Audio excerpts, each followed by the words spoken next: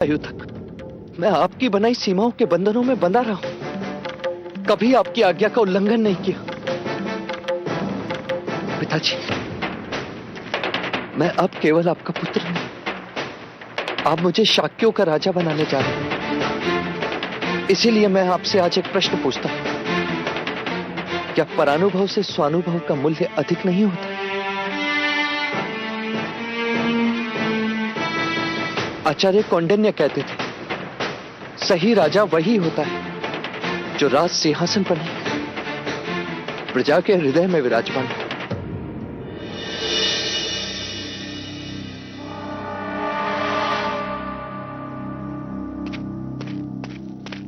सिद्धार्थ,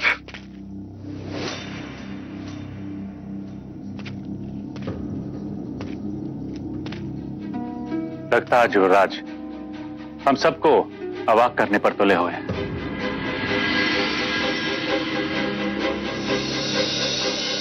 भाई महाराज, अब युवराज को अनुमति दे ही दीजिए।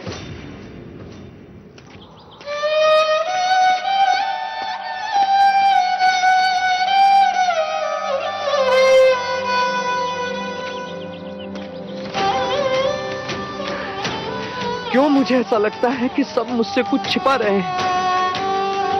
क्यों? तो ढूंढो, कैसे? विद्रोह करो। किससे? सबसे। कोई तुम्हें कुछ नहीं समझता। महाराज की आज्ञा का उल्लंघन करो। नहीं कर सकता। वो मेरे पिता हैं।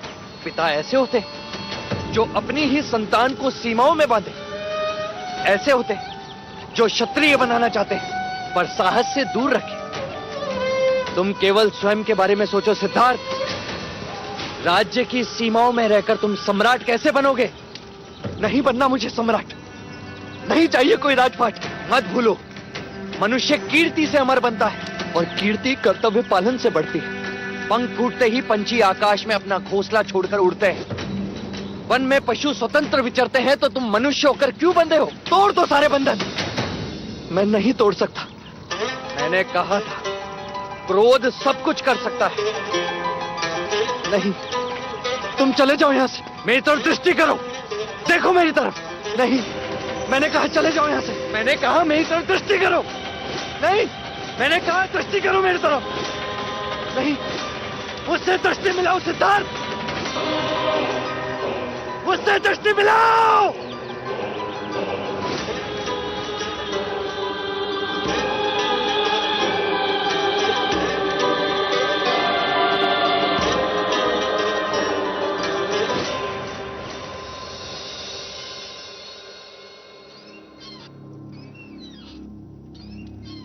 पिताजी, एक बात कहूं?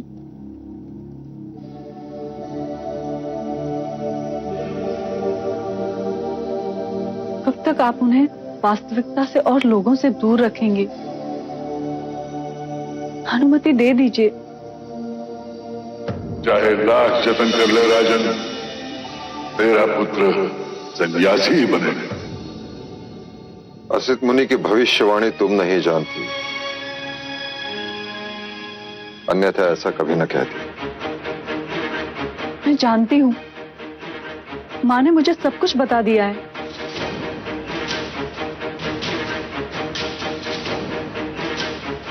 तो अब तुम ही मार्ग सुझाओ, क्या करें? गुरु वाचस्पति का कहना है कि ग्रहों के अनुसार सिद्धार्थ कोमल हृदय का है। दूसरों की पीड़ा को वो तुरंत अपनी पीड़ा बना देता है और पीड़ा वैराग्य को जन्म देती है। वैराग्य को। कदाचित सत्य है, पर आज तक वो अकेले थे। अब मैं उनके साथ हूं। आप मुझ पर विश्वास करें। अपने पति को हर दुख से, पीड़ा से, हर चिंता से मुक्त रखना ही पत्नी का धर्म होता है। देव, गोपा बहू की बात सोचने योग्य है। आज तक वो अकेला था, किंतु अब गोपा उसके साथ है। और ये सिद्धार्थ की भावनाओं को भली भांति समझती। आप गोपा पर विश्वास रखें, वो सब संभाल लेगी। हमें इतना तो करना ही होगा यदि हमें कपिलवस्तु को उसका पराक्रमी राजा देना है।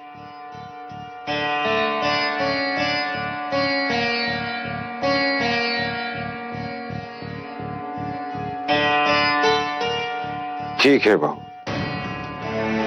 मैं तुम पर विश्वास करता हूं। मैं तुम्हें और युवराज को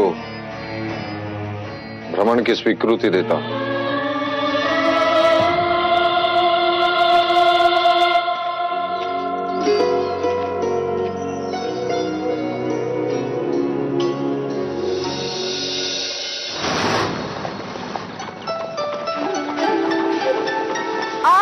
युवराज! आर्य! चन्ना, हाँ? रथ रोको।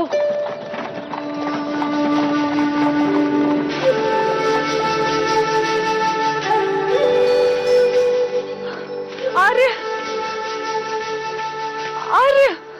आर्य!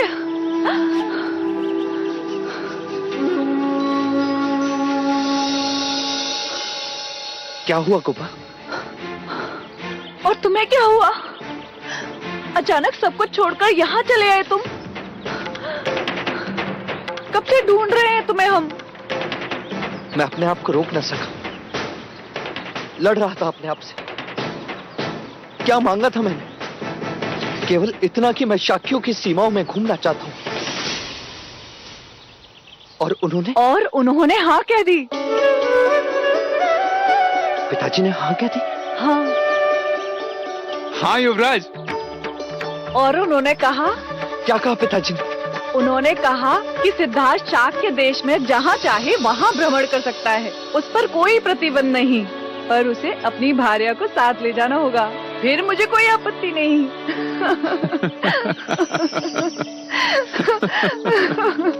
उपहास कर रही हूँ मुझसे? नहीं, सच कह रही हूँ।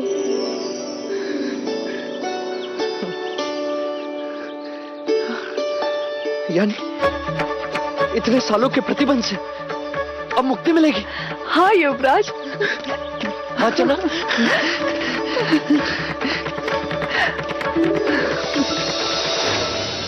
ना कोई बंधन, ना कोई उल्लंघन, ना कोई सीमा, ना अवरोध। यानी क्षितिज के उस पार दृष्टि पहुंचे वहां तक। एक लंबा मार्ग जिसका कोई मोड़ नहीं। अपनी इच्छा के रथ पर सवार निरंकुश। क्या हुआ युवराज? हवाएं बदल गई गोपा, हवाएं बदल गई। चलो।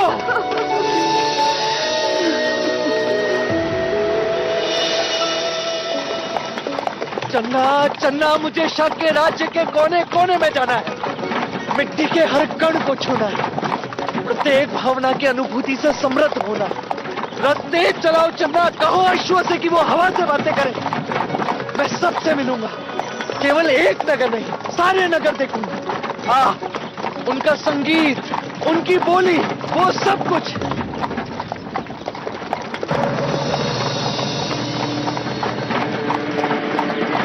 मैं तो यही संदेश देने आई थी कि हल्दी लगाने के बाद आपको महल के बाहर जाना मना है। चन्ना, रथ रोको।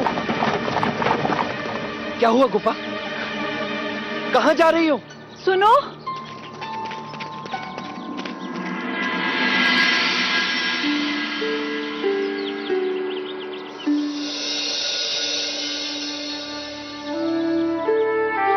आपके चुनर पे तो मेहंदी लग गई है, आपको ये बदलनी होगी। चलिए मेरे साथ। ये तो वही चुनर है जो मैंने अपनी मेहंदी में पहनी थी।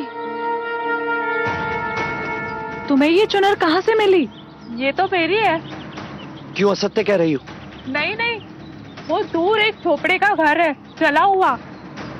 ये चुनर मुझे वही साड़ियों से मिली, फटी हुई थी तो सी थी, और उससे अधिक मैं कुछ भी नहीं जानती।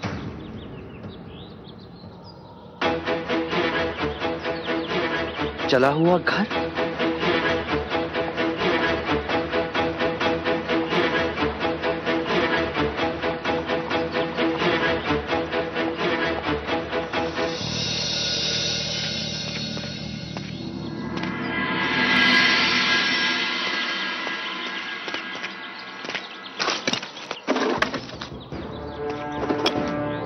यह तो केवल राख का ढेर है युवराज। यहाँ क्या मिलेगा? कुछ तो होगा, नहीं तो इतनी दूर चूनर कैसे मिलती? अर्थात कंचनी यहाँ आई है। ये तो केवल कल्पना है युवराज। आचार्य कौंडिन्य कहते थे कि प्रश्नों के उत्तर ढूंढने वाला ही भेद तक पहुंचता है। पर यहाँ आपके प्रश्न का उत्तर देने वाला कोई नहीं है आर्य, इस राख के सिवा। और राख बोलती नहीं। चले, महल में सब चिंतित होंगे। युवराज,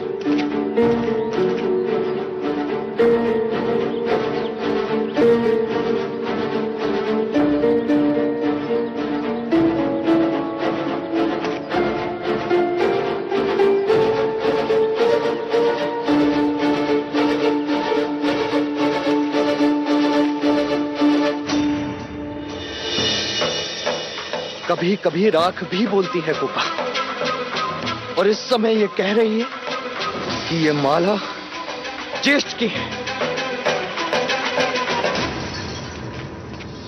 ज्येष्ठ! ज्येष्ठ! ज्येष्ठ कहाँ है? काम का कहाँ है ज्येष्ठ? ज्येष्ठ! क्या हुआ? चिल्ला क्यों रहे हो तुम? क्या है ये? मैंने पूछा क्या है ये? क्या हुआ युवराज? क्या ये तुम्हारी माला का टुकड़ा नहीं? हाँ है। तो अर्थात तुम जानते हो कंचनी कहाँ है? तुम्हें कंचनी का पता है।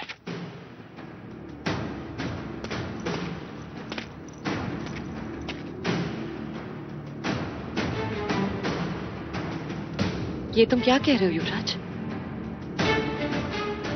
और ये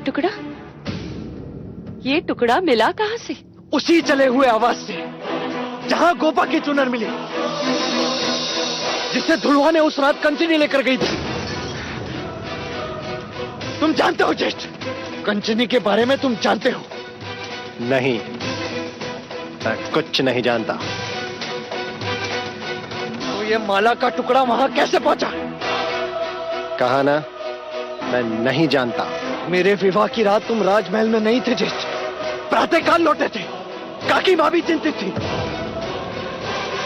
तुम कहना क्या चाहते हो? कहना नहीं, मैं पूछना चाहता हूं कि ये वहां पहुंचा कैसे?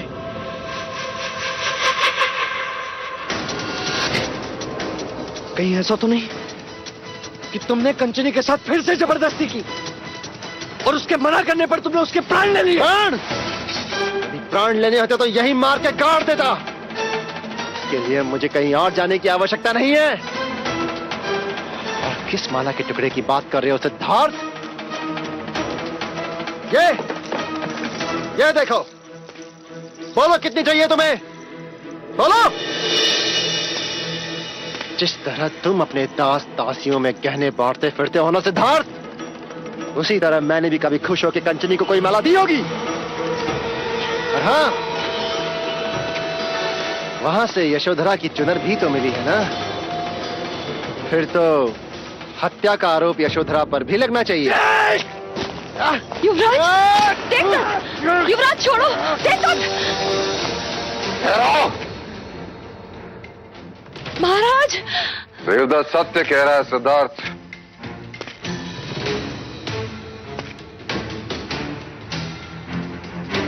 उस गणिका को देवदत्त ने नहीं मारा।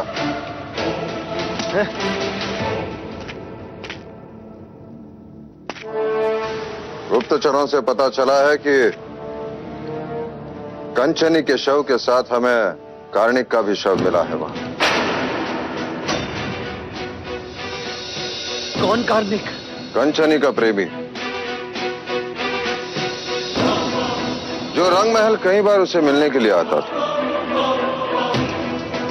और उस रात ही भागने वाले थे, परंतु कार्णिक के कई शत्रु हैं और किसी ने उन दोनों की हत्या कर दी।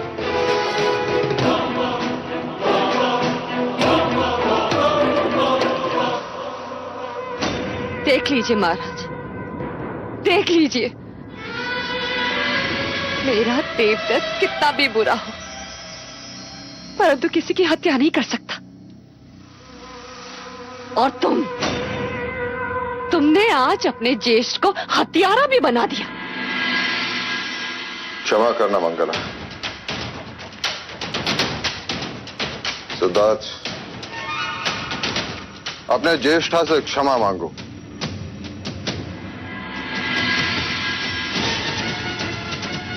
क्षमा मांगो।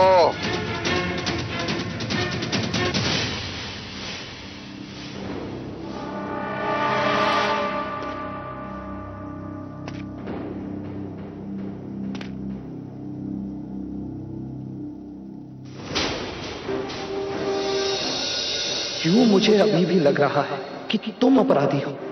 अब तुम तो क्या सिद्धार्थ, स्वयं ईश्वर भी प्रमाणित नहीं कर सकता कि मैंने कंचनी के प्राण लिए हैं। इसकी आवश्यकता नहीं है सिद्धार्थ, पर एक बात हमेशा याद रखना कि मैं तुम्हारा ज्येष्ठ हूं। ज्येष्ठ, समझे?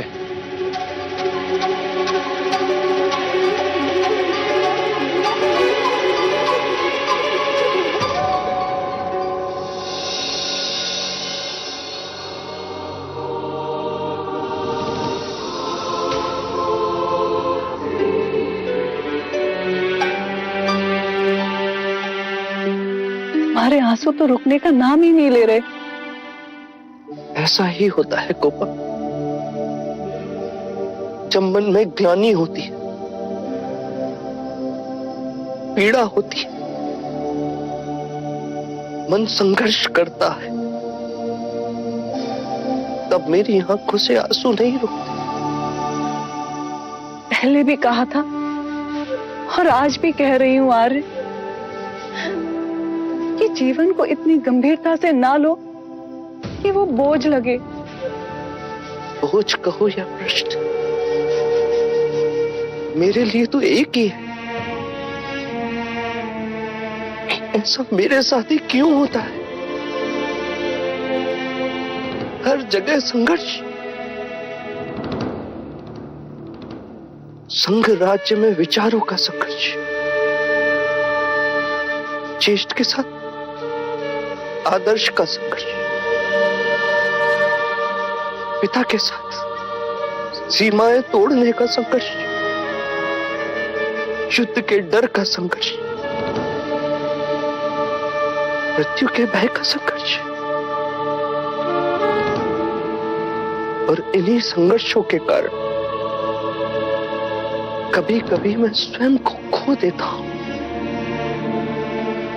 या तो मैं ध्यान में चला जाता हूं,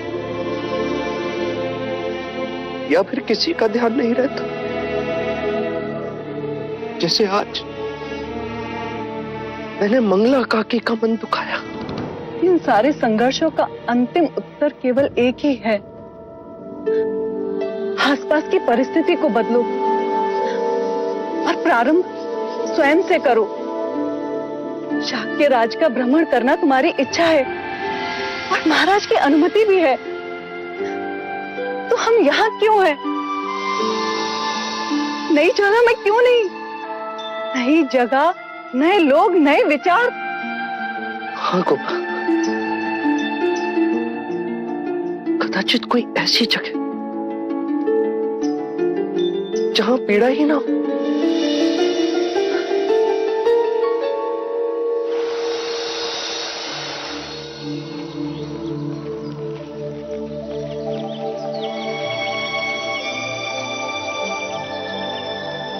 आज्ञा पिताजी, आपकी अनुमति ही मेरा आशीर्वाद है। आज्ञा, आपकी कही हर बात का ध्यान रहेगा मुझे। उन्हें प्रसन्न रखने के प्रयत्न में कोई कमी ना होगी। पर आप भी मुझे एक वचन दीजिए कि आप हमारी चिंता नहीं करेंगी। नहीं करूंगी।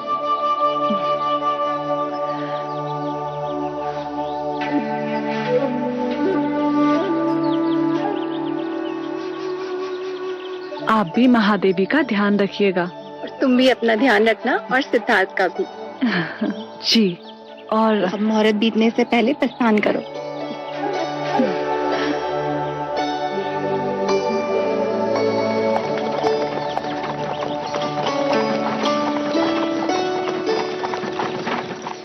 जी भाई महाराज।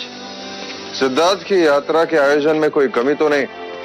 नहीं भाई महाराज, कुछ सैनिक पहले ही भेजे गए हैं, कुछ सेवा के लिए साथ जाएंगे और कुछ रक्षक गुप्त वेश में साथ होते हुए भी साथ नहीं होंगे। युवराज की यात्रा निर्विघ्न पूरी होगी।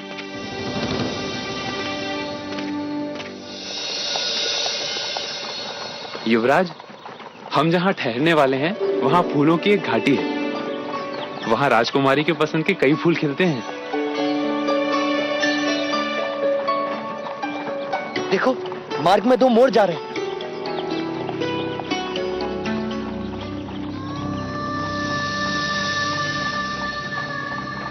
रथ रोको, चलना।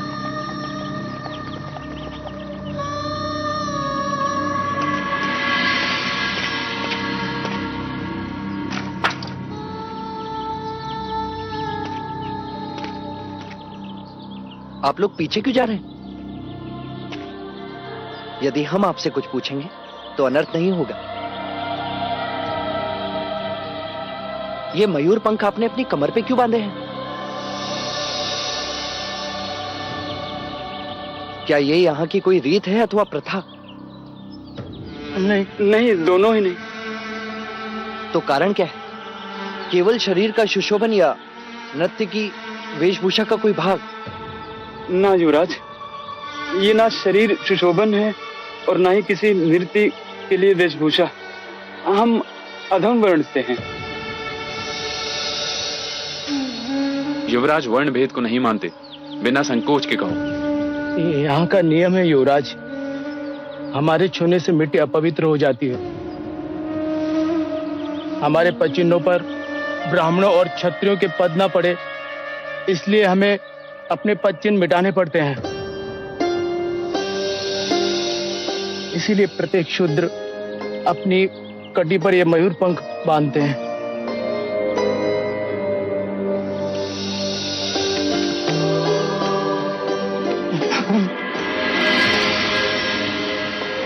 ये कैसी रीत है? मनुष्यता का कितना बड़ा अपमान है।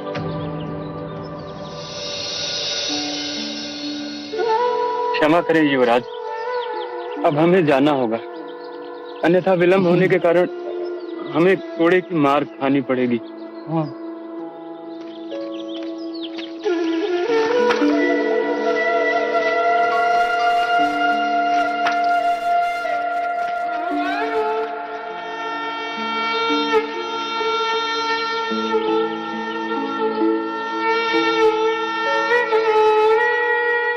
निवेदन तो केवल इतना ही है महाराज कि युद्ध में विजय के पश्चात प्रसन्नजीत ने शाक्य राजाओं को युद्ध खर्च देने की बात कही थी, परंतु प्रसन्नजीत अभी तक चुप है और अब तो युवराज भी चले गए हैं। युद्ध में हथियारों के निर्माण में हमारे राजकोष को भारी हानि पहुंची है महाराज, और अब तो स्थिति यह है कि राजकोष में आपातकाल के लिए भी धन नहीं बचा। आप चिंता न करें, आप मंत्री उदयन से मिलकर आवश्यक धन राजकोष से ले ले। युवराज सिद्धार्थ आते ही हम प्रसन्नजीत से बात करेंगे। एक प्रश्न है महाराज शुद्धोदन, यदि प्रसन्नजीत ने युद्ध खर्च देने से मना कर दिया तो हम महाकौशल से बात करेंगे। वो न्याय प्रिय राजा है और प्रसन्नजीत उनकी बात टाल नहीं सकता।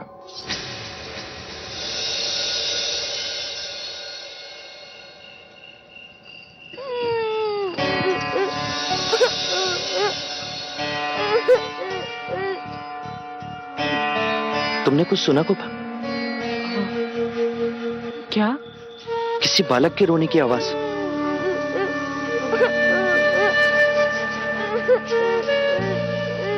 हाँ, सुनो, देखो तो वहां कौन रो रहा है।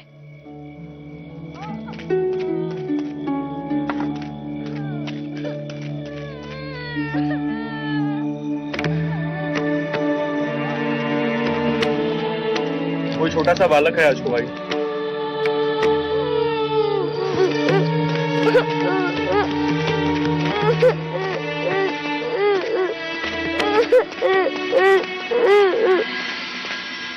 क्या हुआ?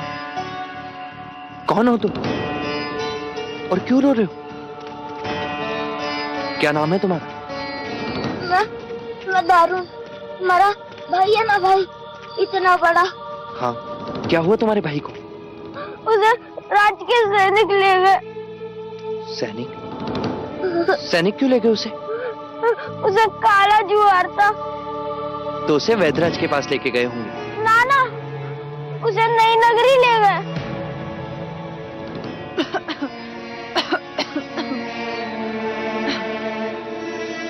नई नगरी? शिवराज को नई नगरी के बारे में ज्ञात हो गया तो अनर्थ हो जाएगा। लगता है डर गया होगा। हमें शीघ्र ही इसके माता पिता के पास जाना चाहिए। आपका घर कहाँ है? उधर। क्या तुम चलोगे? हाँ हाँ, क्यों नहीं, अवश्य। परंतु इस अंधेरे में अनजान जंगल से जाना उचित ना होगा युवराज।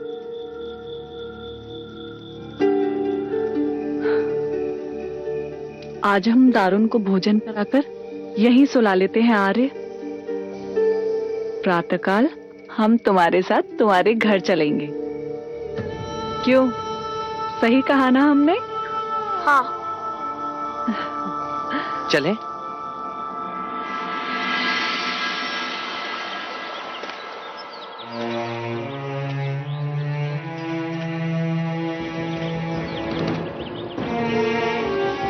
आइए ना महाराज, आइए आइए।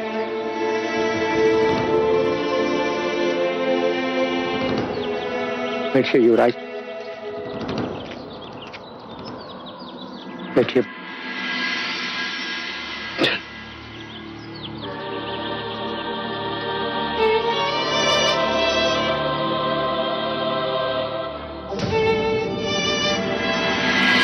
खाने में जो था सो आपको दे दिया है युवराज। आप खाएंगे तो हमें खुशी होगी।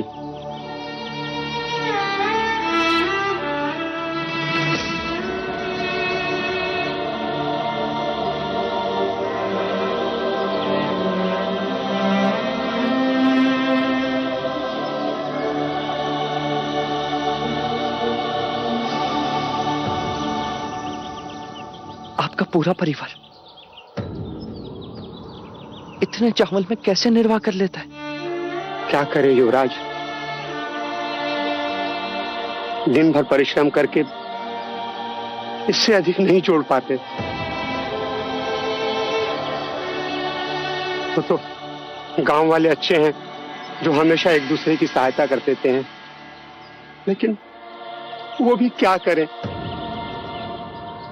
युद्ध जो हुआ था उनके भी हाथ बंधे हैं।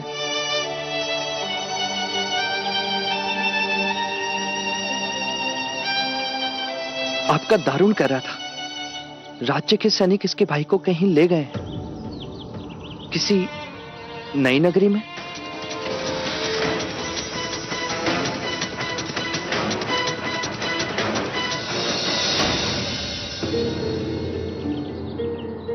नई नगरी? नहीं युवराज, अर्थात आरोग्य धाम। सुना है वहां रोगियों की बड़ी अच्छी चिकित्सा होती है, बड़े बड़े वैद्यराज वहां पर हैं। मेरा बड़ा पुत्र बीमार था तो संबंधी के घर आरोग्य धाम इलाज के लिए भेज दिया था युवराज। ये अपने भाई से बड़ा स्नेह करता है, इसीलिए रोता है। आपने कुछ खाया नहीं युवराज?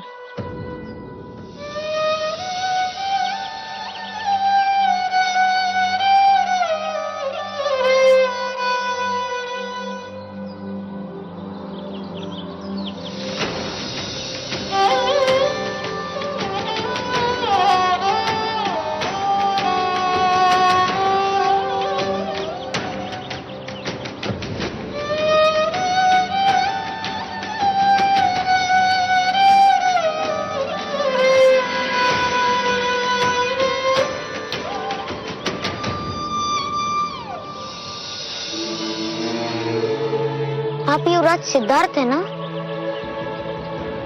हाँ मैंने सुना है कि आप सब कुछ कर सकते हैं। हाँ, कदाचित मैं अवश्य प्रयत्न करूंगा।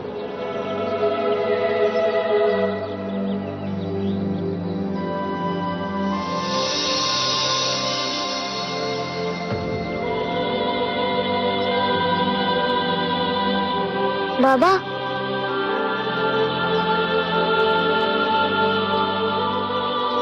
वो युवराज थे।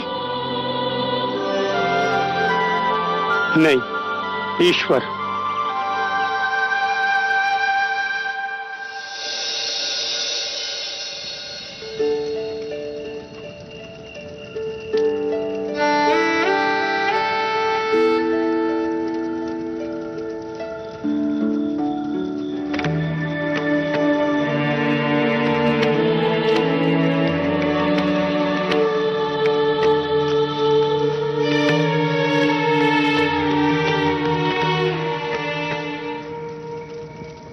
एक और संघर्ष गोपा।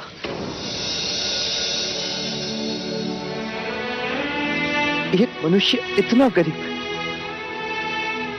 कि उसको पेट भरने के लिए चावल का एक दाना नहीं, और एक मनुष्य इतना धनी कि यज्ञ में ब्राह्मणों को सोने का दान दे और पशुओं की बलि चढ़ाए। इतनी विषमता क्यों?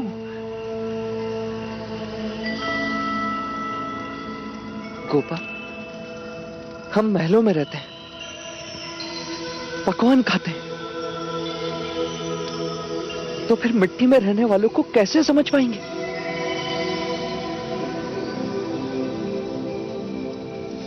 मां कहती है कि ईश्वर कण कण में बसा है, तो फिर मनुष्यों की पैरों की मिट्टी से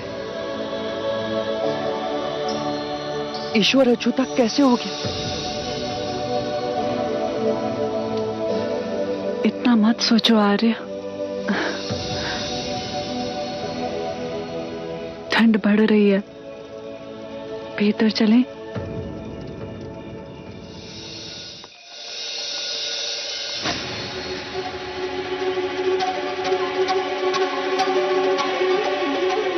राजकुमारी, युवराज को ही पिला दीजिए, उनकी ठंड दूर हो जाएगी।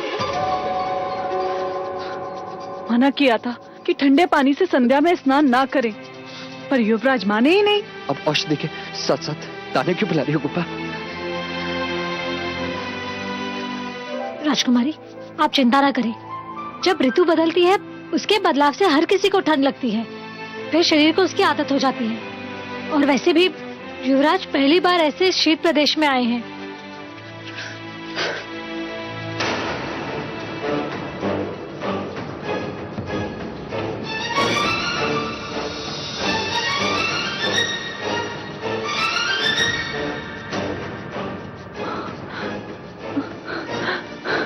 रोशिका, इन्हें कुछ होगा तो नहीं ना? कुछ नहीं होगा मुझे। यदि कुछ हुआ भी तो हम भी नई नगरी चलेंगे। दारुण के पिता कह रहे थे ना कि वहां सबकी चिकित्सा होती है, बड़े बड़े वैद्यराज हैं वहां। कुछ नहीं होगा मुझे।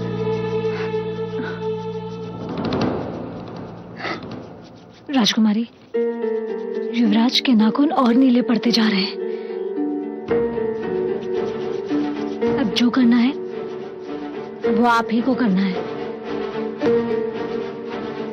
ऐसी परिस्थिति में देह अग्नि ही अंतिम उपचार है।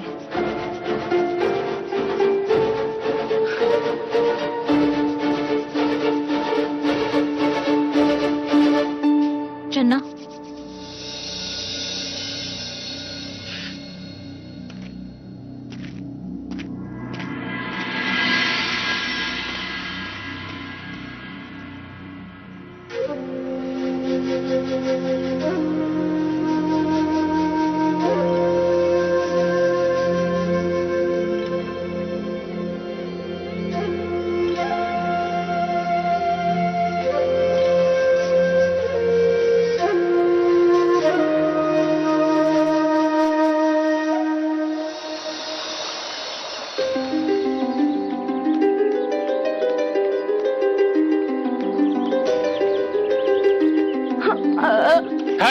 कहाँ जा रहे हो? हमें युवराज से मिलना है। वो नहीं मिल सकते। उन्होंने कहा था कि वो मेरी बात सुनेंगे। कहा ना कि नहीं मिल सकते, क्यों हट कर रहे हो? पुत्र, वो लोग कुछ दिनों के लिए बाहर गए हुए हैं, तुम भी कुछ दिनों के पश्चात आ जाना। हाँ, जाओ। सुनो, ये बालक दोबारा कभी भी युवराज से ना मिलने पाए और ना ही इसका कोई समाचार। जैसा आपका आदेश। ये बालक युवराज के सामने नई नगरी की बातें करता है और अगर युवराज आरोग्य धाम पहुंच गए तो हम प्राण से गए समझो।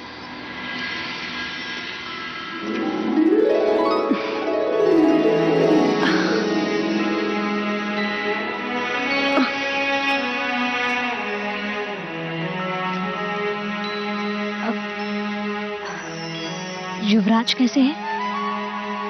कुछ आराम हुआ? हाँ, वो तो प्रातःकाल होते ही सूर्योदय देखने भी चले गए। अर्थात देह अग्नि का उपचार सार्थक निकला।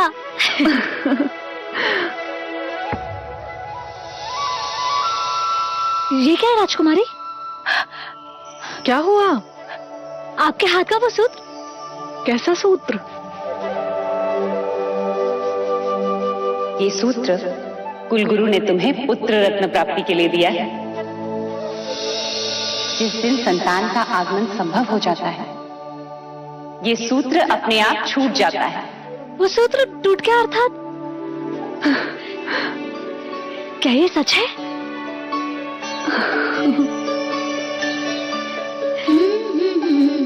क्या युवराज सिद्धार्थ इस बात से ज्ञात हैं? तो कब बताएंगी? मैं नहीं कह पाऊंगी। महादेवी से कहूंगी, वही बताएंगी। ठीक सोचा। लौशिका जी,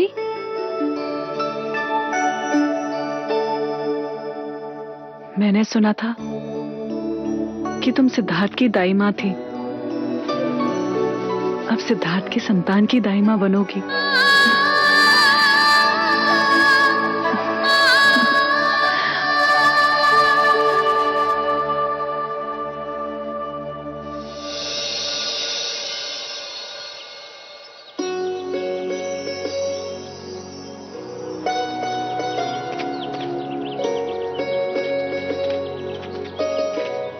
चलो कुपा, चन्ना आज हमें सामने वाले बर्फ के पर्वत के पास ले जा रहा है। पर आज हम मंदिर जाना चाहते हैं युवराज।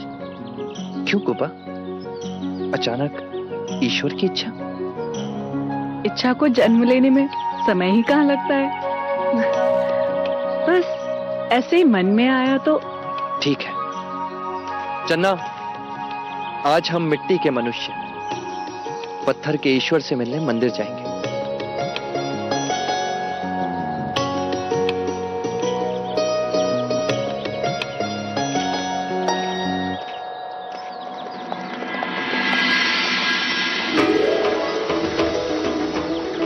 तुम नहीं बताना चाहती तो ठीक है, परंतु कोई बात अवश्य है जो तुम्हारा चेहरा खुशी से चमक रहा है। बस ऐसे ही आपका ज्वर उतर गया और मेरे गालों पर खुशी चढ़ गई। दारू, रथ रोको चन्ना। युवराज!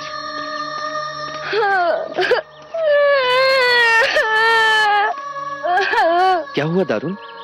क्यों इतना रो रहे हो? हमारा भाई है ना, भाई बड़ा कल रात वापस आ गया था। हम सबसे बातें भी कर रहा था और आज सुबह से कुछ ही नहीं बोल रहा है। उसे सब नदी किनारे ले गए। सुनो, इस समय तुम अपने भाई के पास जाओ दारुण। युवराज मंदिर जाकर अवश्य तुम्हारे घर आएंगे। नहीं युवराज, आप चलिए ना। दारुण, हमें पहाड़ी वाले मंदिर जाना है, देर हो जाएगी। नहीं युवराज, आप चलिए।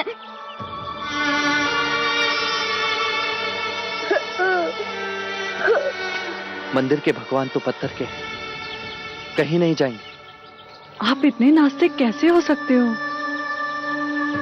तुम सब कहते हो कि भगवान ने संसार बनाया है, तो फिर उसमें इतना दुख क्यों?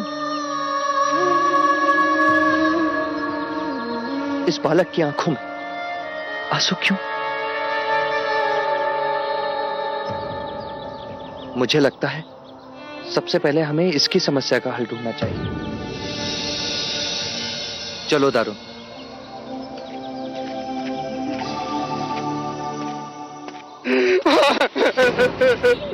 चलो सबको जल्दी से उठाओ, पानी में बहा दो। तुम लोग जानते हो कि महाराज का आदेश क्या है? युवराज के सामने कोई भी पीड़ादायक घटना नहीं घटनी चाहिए। बस एक बार, अंतिम बार मेरे पुत्र का चेहरा देखने दीजिए। बताओ।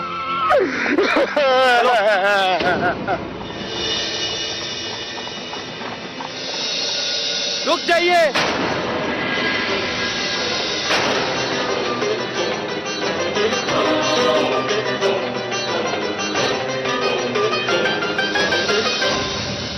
सत्य कथा, पुरुषार्थ कथा, सुनो सुनो सिद्धार्थ कथा।